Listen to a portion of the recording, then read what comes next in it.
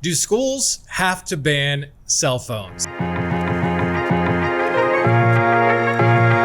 Hey everyone, it's OSBA Senior Communication Manager Scott Gerfin.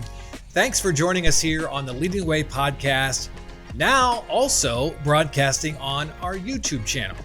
Hey, before we get to our topic, coming up on June 27th, I want to let you know about an opportunity for you to shape the future of education in Ohio. We have a day-long workshop here at OSBA that focuses on career pathways, student voice, vouchers, teacher recruitment and retention, many more topics, and a roundtable discussion. In-person seating is limited for this event, so get registered on our website, ohioschoolboards.org. By July of next year, every school district in the state must have a policy that reduces student cell phone use as much as possible during school hours. OSBA's policy guru, Kenna Haycox, is here with me today. And Kenna, since you're the policy guru, I definitely wanted to have you on to talk about this. First question, does this mean that a school has to ban cell phone use by students? Short answer, no. But however, districts do have that choice, which is consistent with current law. And so really it is going to be a shift. There's going to be more focus on restricting those. But long story short, for all those teenagers listening out there, you don't have to completely ban those. So let's talk about this new law. What are its main requirements for school districts? Yeah. So the first is this shifts to the fact that every board now must adopt a policy regulating cell phones. So under existing law, boards have had the ability to say, hey, we do want to restrict these or prohibit them. So that's one of the biggest shifts, is that every board must now have a board adopted policy that addresses that. There's no kind of definite one size fits all approach here, which is nice. It provides latitude for implementation within the district. The main focus areas are that it would emphasize that it's as limited as possible during school hours, and the focus on reducing those cell phone related distractions within the classroom settings. And then also taking into consideration the need of some individual students to either have a cell phone or another electronic communications device to either assist them with student learning or monitor a health condition.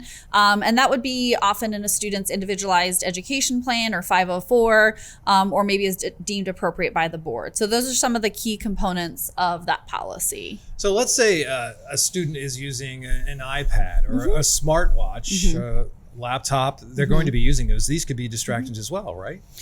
So I think that the focus is really making sure that if these devices are used, they are used for that instructional purpose. And so I know that the language is specific in here to the cell phones. I think that's going to be one of the conversations districts begin to have is, as we look at this, do we also need to reevaluate how they're using laptops, how they're using smartwatches? Districts, I would say smartwatches are probably thought of more like a cell phone as far as what their educational benefit may be. A lot of districts have gone one-to-one to reduce the need for a personal laptop. One of the things with laptops is often those are connected to the district internet that already has filtering built in, has some limits there, and is really focused on that instructional component there. So they're limiting access correct through those means as well. So most districts, I believe, and correct me if I'm wrong, they already have a policy in place. You work with a lot of districts with our policy services. Can you share some examples of some of the ones that have been more successful?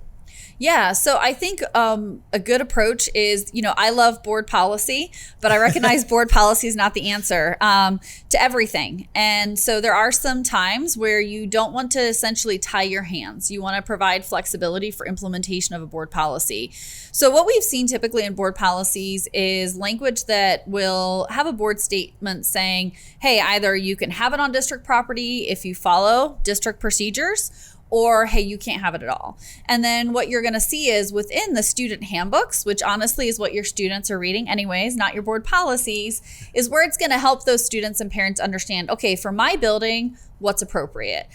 Because you're going to see differences in procedures for an elementary school versus a high school. And then, so we have always recommended that they have a general statement on that. Make sure it's clear that there could be discipline, and then comply with any notices as far as posting or providing communication to parents on what the board policy is. So communication is important for a school district, as you know, and reaching out to parents, to students, and other groups, community members. How can a school district involve those groups in creating a policy? Yeah, so I think it's important to look at your process as a whole. So, one of the most important functions of a board is governing through policy. And they already have good procedures in place to receive that input that usually the superintendent will then bring to the board as the conversations happen about what are we going to put in our board policies. And so I think this is a time for districts to get input at the building levels, talk to teachers, talk to other staff, even get parental input here about what are the concerns about my kid not having a cell phone, and see how those can be addressed as you move forward with making decisions about board policy. That's one reason I think that it's good that the policy doesn't have to be in place until July 1, 2025. Districts have a little bit of time to figure that out.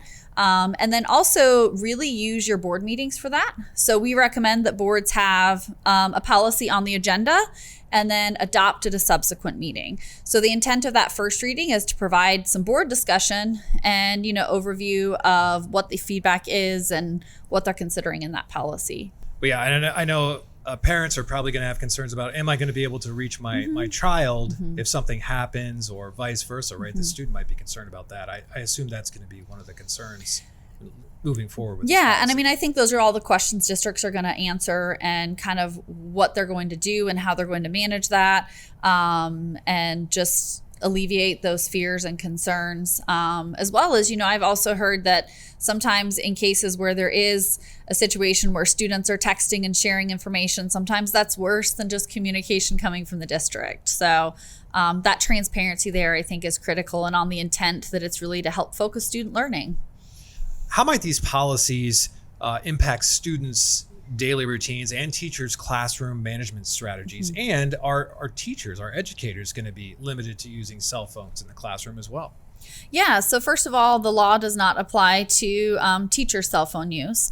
I think in practice, districts already have a good understanding with teachers, have worked through that, about appropriate use of technology during, class time when they're supervising. So this would not address that. It would address students specifically. As far as what a difference in a daily routine would look like, I think those are some conversations to have in the district as well. I don't know how many districts we're going to have that say you can't even have it on district property, because, there may be concerns about, well, my student might need it when they're getting home or whatever. I know there are different solutions out there districts have looked at where the phone might be kept in a locker. I know there's different devices districts can use that either would maybe lock a phone or lock access to a phone. Those are all conversations to have, along with those conversations about, with parents about, well, what happens if there's an emergency type thing. As far as daily routines and classroom management strategies, I think it's going to be a transition at the beginning, to just make it clear, hey, here's what is expected now, and enforcing that consistently.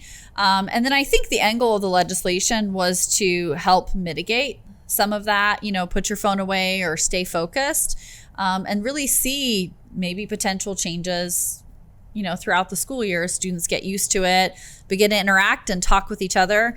Maybe back to the days of like the handwritten notes folded up in little shapes like I did. I don't know, but really try to keep that focus on the instructional happenings within the classroom. So there are districts now that do have a complete ban in place. Students are not allowed to have these, to have cell phones in the classroom. That's right. There are some districts out there that are doing that. And they can still have that kind of a policy in place, right? Yeah, and so one of the things that the legislation is clear on as well is that if you have a policy that flat out says you just can't have them, that then complies with the requirements of law.